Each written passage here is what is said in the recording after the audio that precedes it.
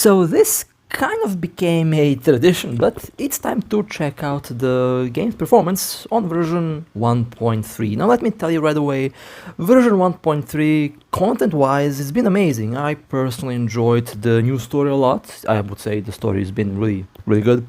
The new map, the new sector on the map has been really fun to explore. Also have enjoyed it a lot. And of course, the main character, the shorekeeper, she is a hot cookie, that's all I'm gonna say.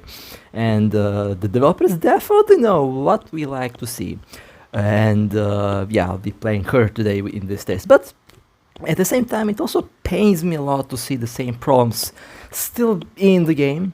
We have already established that the reason why the game has very bad FPS is because of the API. The game is running in OpenGL, which in 2024 it's outdated and no longer supported.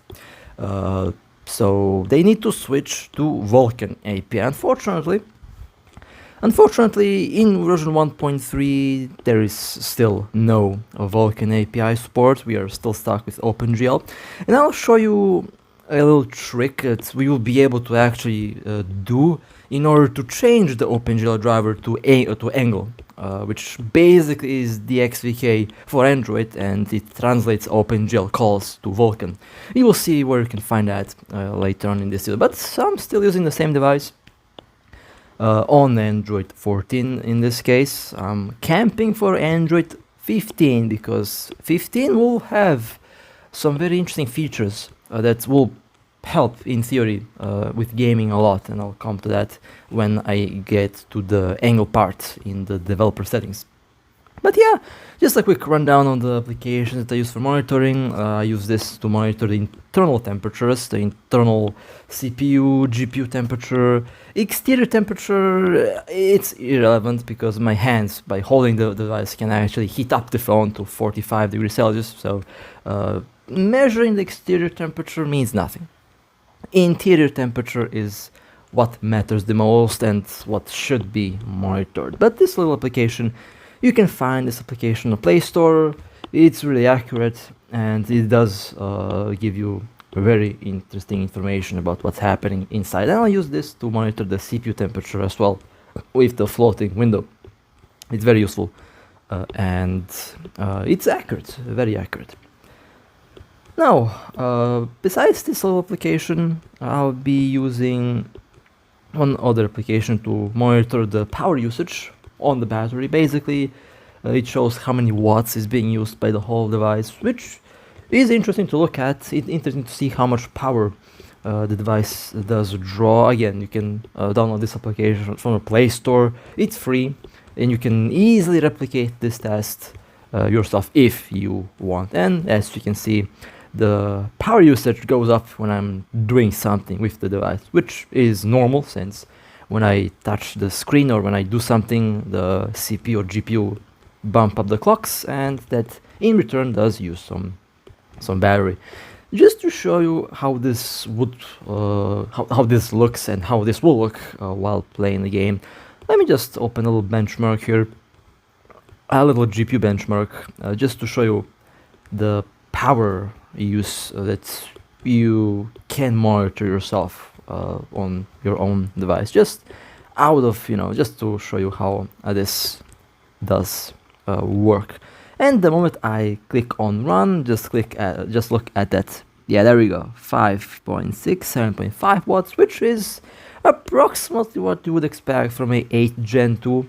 The GPU on this device uses about 8 watts of power maximum, so seeing 7.5, 8 is pretty much, within the range of normal power usage just for the GPU. Of course, it is basically counted in everything, but from the GPU on this device you can expect 8 watts, and the CPU is around 12 or 15, so total of 20 or something watts can theoretically be drawn. Of course, it can be higher, it can be lower, depends from the chip.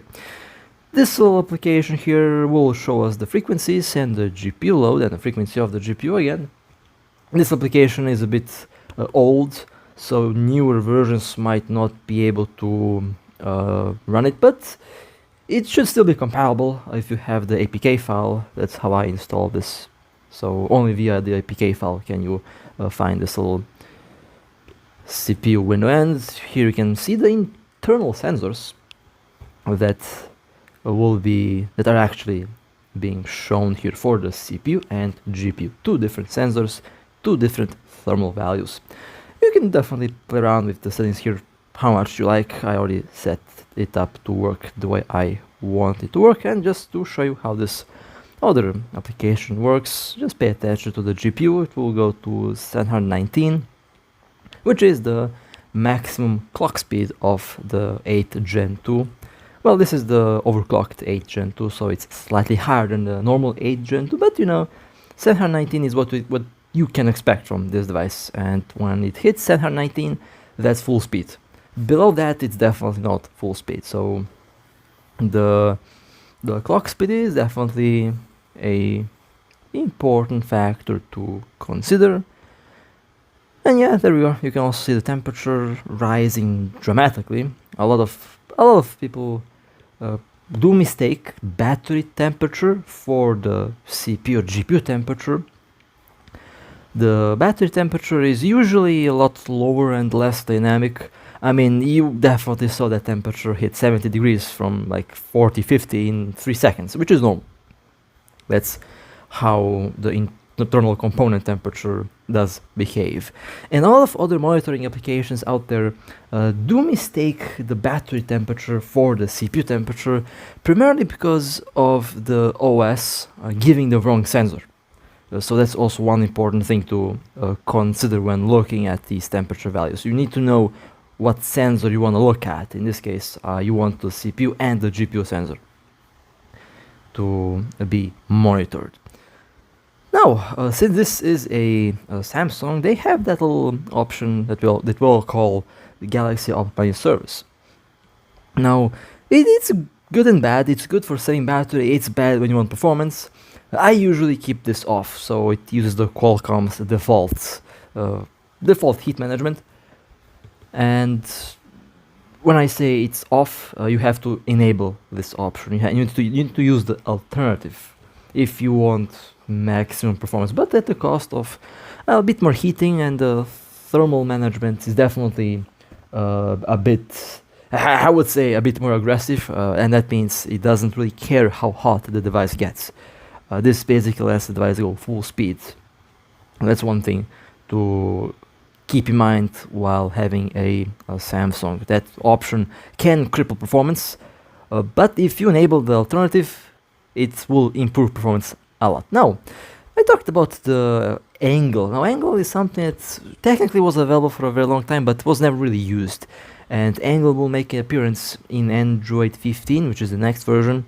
Basically, it replaces OpenGL with angle, and angle, as I already mentioned before, translate all OpenGL calls into DirectX or Vulkan calls. In the case of this device, I'm aiming for Vulkan, so it will translate it into Vulkan.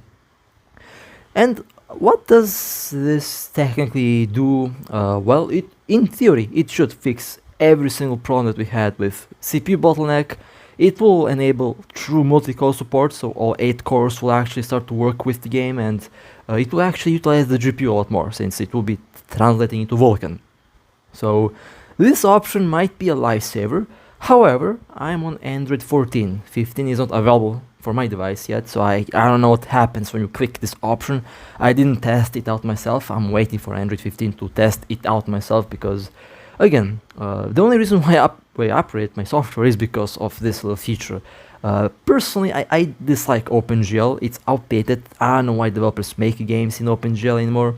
Should be Vulkan down the road from 2015. That's when it was originally released. But this little option, angle in developer settings, has the potential to actually solve our problems. So when that's available, I will be testing it out to see if it makes any difference, or if it breaks the phone, or if it breaks the game. I guess I'll find out when I enable it. And the other little built-in widgets or built-in application, the GPU watch. Now, this was bugged for me. Recently it was fixed. Now it actually shows the GPU, CPU, frame rate, everything. So the next tests I'll be using this little application alongside the other monitors. But yeah, you can use this on a Samsung device to monitor the FPS, the GPU usage, CPU usage, and frame rate. It does show the API, it does show the resolution. Overall, very, very useful, and does pretty much show a lot of things that we don't usually see when you see these devices, phones being tested. So this will be enabled, and we will see what kind of values I will get. There we go, it's enabled, and you can see the monitor on the top of the screen. Again, very useful stuff. And well, I guess it's time to hop in the game, and well, let's see how the game will work. Yeah, just to do a little quick test. There we go, it works. It does show 100% GPU load. There we go. So yeah, it's accurate, should be accurate. That's why I usually use multiple applications. I usually use multiple apps just to make sure that the margin of error is removed. So, well, say hello to the shorekeeper. I love the design of the car. Let me tell you right away. They nailed it. Classic Kuro design. I love it, and they should keep it up. But yeah, we will be seeing her in action today a lot. But main focus is the performance. Now, 57, 56, it's basically 60 FPS. The monitor does do refresh quite a bit, it does refresh a lot.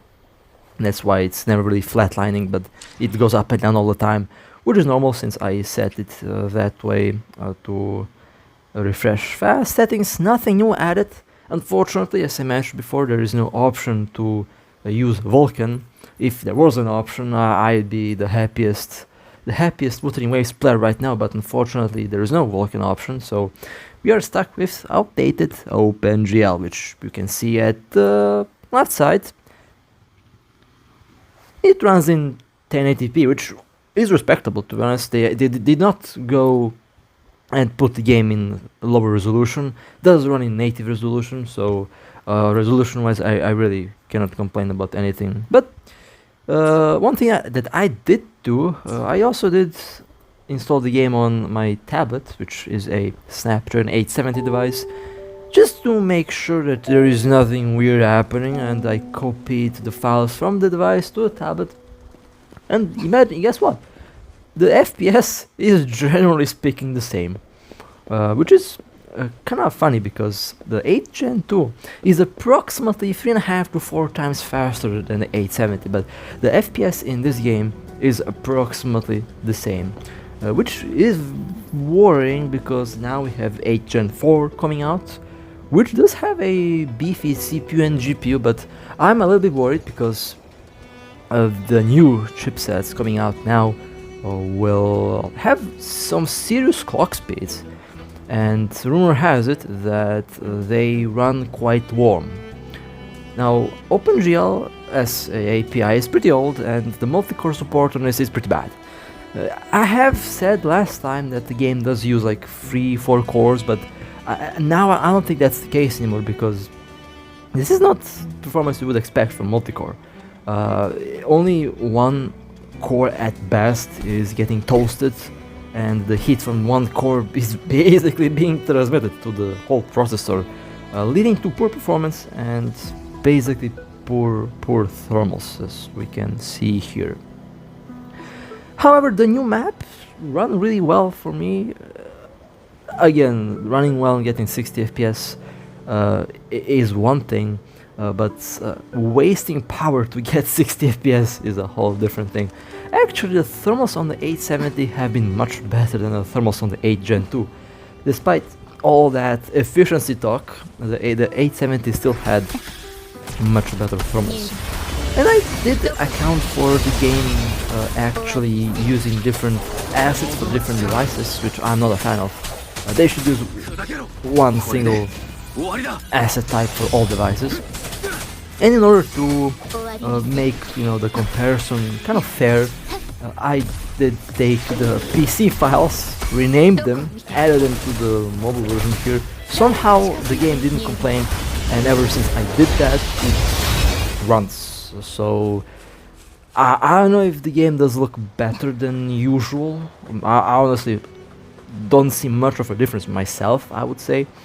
but I did take my PC files and basic settings, renamed some things, added them to the mobile version here, just to see if it will work.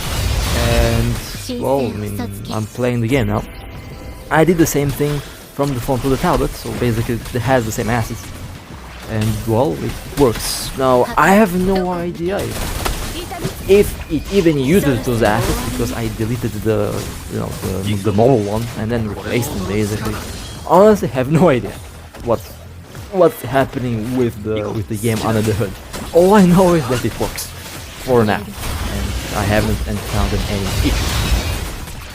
Kind of hope that I can get Vulkan that way, but obviously I knew that that's not possible, so you have to wait for the developers to actually do that, which so far they didn't. Now, you can see the GPU frequencies, 475 and 71% load, which is, I would say, about 50%, because the GPU has different governors and has different speeds, if you want to call it, to make it, to make it the term simpler. Imagine it like being a gearbox on a car, but that's basically what the different clocks and different frequencies do. It's aiming for a balance between performance and power. I set this on full power, so it doesn't really care about how much power it uses, but this is basically what I get. The FPS is jumping up and down, some dips to 40 to 45, primarily because there is a unfortunate OpenGL CPU bottleneck, because again the game is running on a single CPU core. I suspect it is a single CPU core. I need to have a router device to actually check what's every single core doing, which I don't have at the moment, but my suspicion is a single CPU core is being used, because it doesn't really behave. I've played much more demanding games than this on this device, and when it has true multi-core support, true Vulkan support, there is just no lag, and there is obviously much more GPU usage. The limiting factor is the API, still is. Now I've been told, a lot of players have told me that they did some optimizations with 1.3. I don't really, I mean, the new map runs well, I guess, so I can't really say, oh, it runs bad, and it doesn't run, it runs really good, the map runs well. But no matter how much optimization they do on OpenGL, there is always going to be a problem. You just simply, you have a limit, unfortunately. This is an old API, it's no longer supported, and it has its limits, and that's why Vulkan exists, to replace OpenGL. So if they really want to change if they really want to improve performance, they need to go Vulkan, and unfortunately it is what it is. I love the game. I'm not trying to be mean to the game. I mean, I already said that the new art is amazing content-wise. I've enjoyed it a lot, and the new character actually brought me back to the game to play it out actively. So I love the game, and I really want this game to do better and to run better for everyone.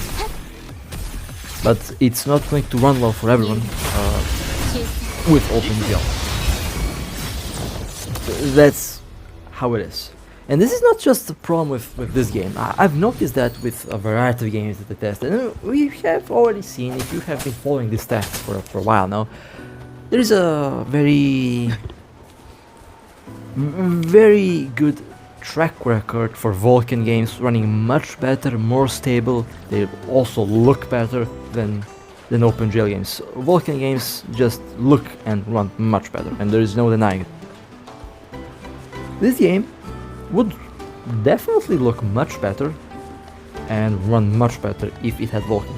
The only missing piece to make this game, or I would consider a very good game, is the lack of the proper API support. Now, there is also the thing that I kind of thought about for a while. You know, when you start Unreal, the engine, you can actually pick the default API for Unreal is Vulkan. That's the default thing. When you open Unreal, when you try to make a game, it's going to be made in Vulkan.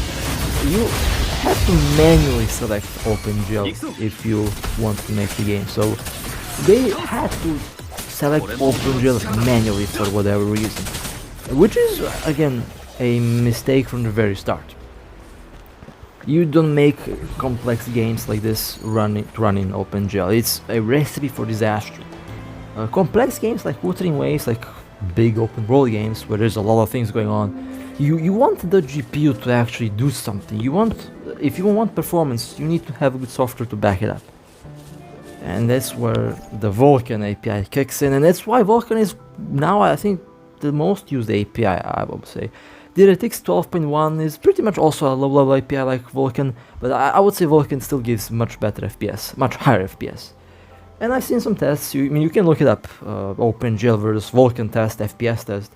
Vulkan on average gives 3 times more FPS than OpenGL. On average.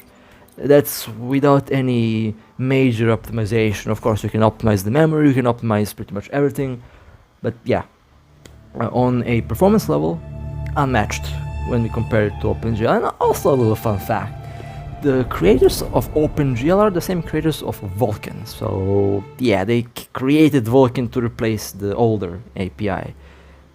But 7 years later, 8 years later, and here we are, 2024, and games are still being made to run in OpenGL on the Android platform.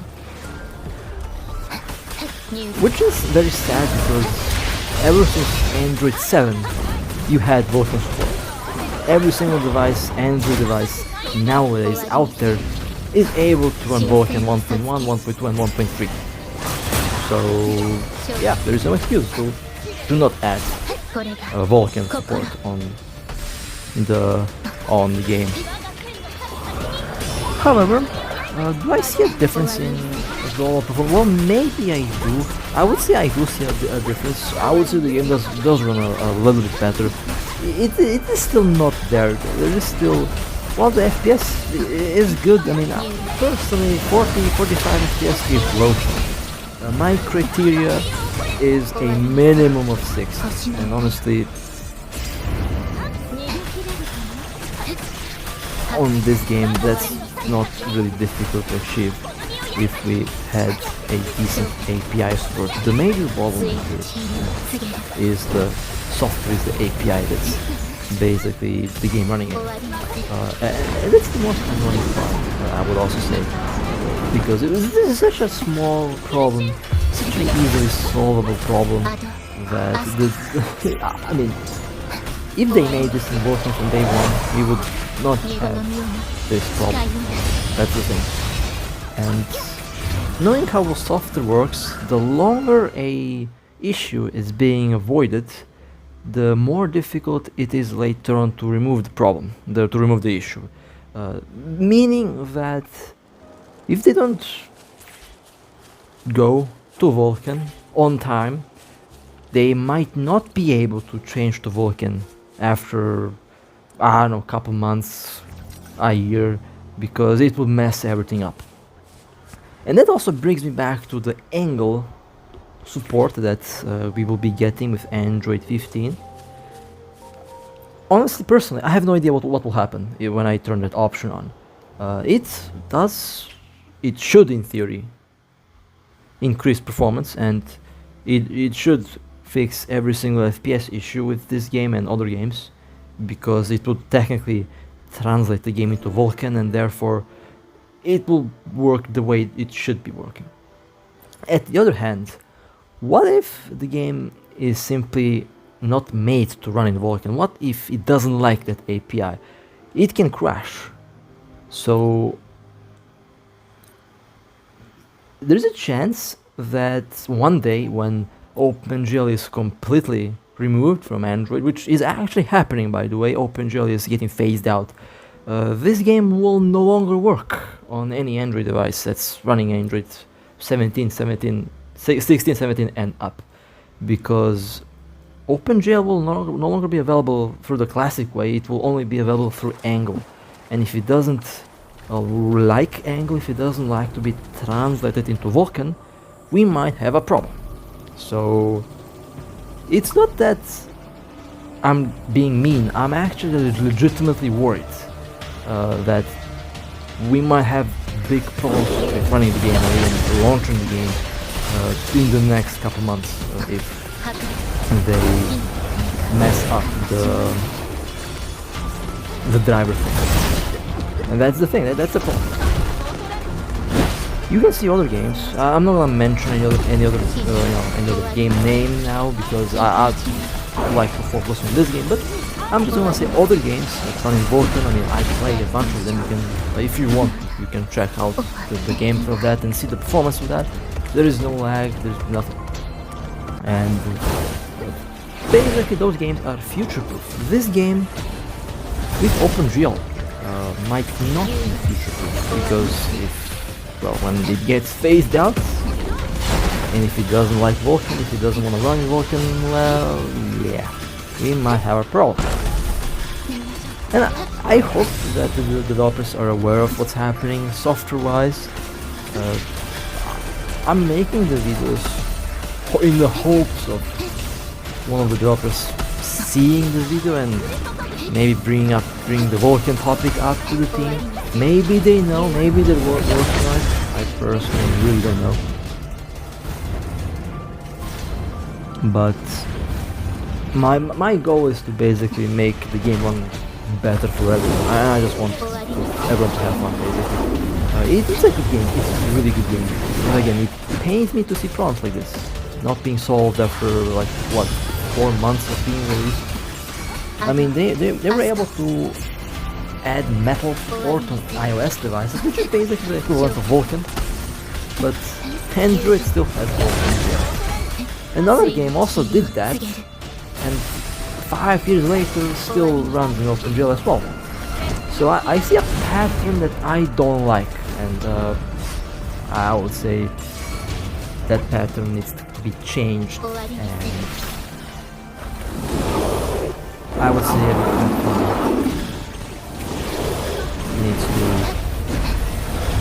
needs to get best what the platform can offer, and that means if there is a better API to use, they should use it. As simple as that. But yeah, you can see the temperatures of the CPUs. Yeah, the CPU can actually get pretty warm. It's normal. It's actually for 8 Gen 2, the CPU is actually in optimal temperatures now, which I was actually quite shocked myself when I saw that for the first time. My older device is a Snapdragon 870 device, and the CPU on that thing never really went really warm, about 70-75 Celsius. It was the GPU on the 870 that was really warm. On the 8 Gen 2, it's the other way around. The GPU on this thing is actually very chill for how much performance it can give, while the CPUs like to run really warm. And that's very interesting by itself. I mean, the Snapdragon GPUs are just top notch. They're probably the most powerful, but the Dimensity chipsets are also very good. The Dimensity chipsets are cheaper, that's fact, and they offer very similar performance. I don't need to buy a new device for the next couple of years, because if developers simply refuse to use Vulkan, then there is simply no reason for me to buy a new device that will pretty much give the same performance as the old one.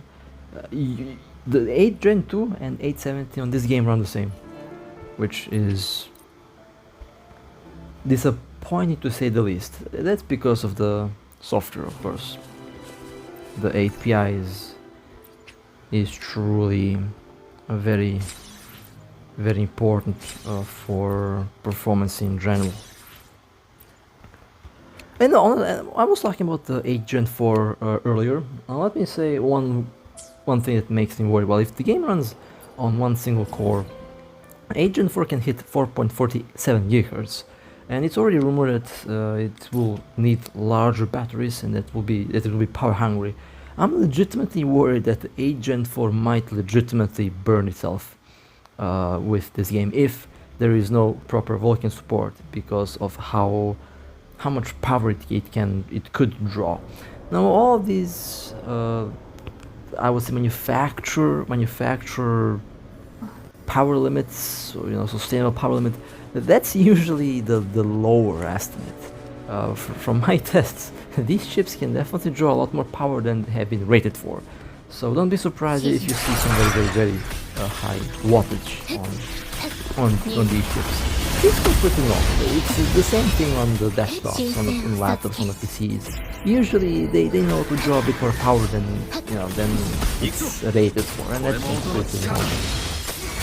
But Vulkan, by utilizing all 8 cores, by allocating all 8 cores to do something, that way they actually reduce the overall heat output.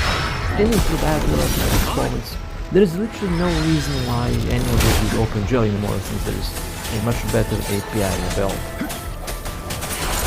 So even if I do get solid 55-60 FPS now, this thing is still quite toasty, as you can see. The GPU isn't really doing much. 348 MHz is basically the frequency, which is the third speed of the GPU. Actually, yeah, technically the third speed. It has 205, 300, 295, 285, 475, 555, and stuff like that. Different speeds, and yeah, the GPU is definitely not going maxed out by the term maxed out, since it doesn't really go full speed. But it does use the GPU, but it doesn't use the whole GPU. There is a lot more room for it. Vulkan would definitely take advantage of that. The power usage has been, I would say, what we have seen last time. I mean, in general, we do see approximately, I would say, the same performance as before. Maybe just a tiny bit better. But at the same time, that tiny bit better is still roughly the same thing that we have already seen in the last couple tests. Is it better than the OG release? Well, yeah, better than 1.0, 1.1, that's for sure. But 1.2, 1.3 now, about the same, it seems like. So that'll be pretty much everything I wanted to cover today. I really hope that eventually we do get Vulkan for the game, because honestly it's a waste not to have Vulkan on this. Not only would the game run better, I would say it would be buttery smooth. I would recommend that you check out the OpenGL versus Vulkan tests that are out there, because they're very interesting to watch, and might actually help you to understand why Vulkan is very important for gaming nowadays. But with that being said, tell me what you think about the whole Vulkan thing, and tell me how the game runs now for you compared to in some of the previous versions. And well, with that being said, I'll just walk back to the good old was it lighthouse? I forgot the name of it. My apologies for that, but let's just go back to the piano and let's just join the shorekeeper. I mean, this character is just so pretty. I really like the way they made her. My favorite character right away, here right now. That's no denying there. And Camellia is coming out in the next update, so that's going to be a very interesting development. That's the only thing I'll say. But with that being said, hope you guys enjoyed. If you would like to support me, feel free to like and subscribe. And with that being said, stay safe, and as always, I'll see you next time.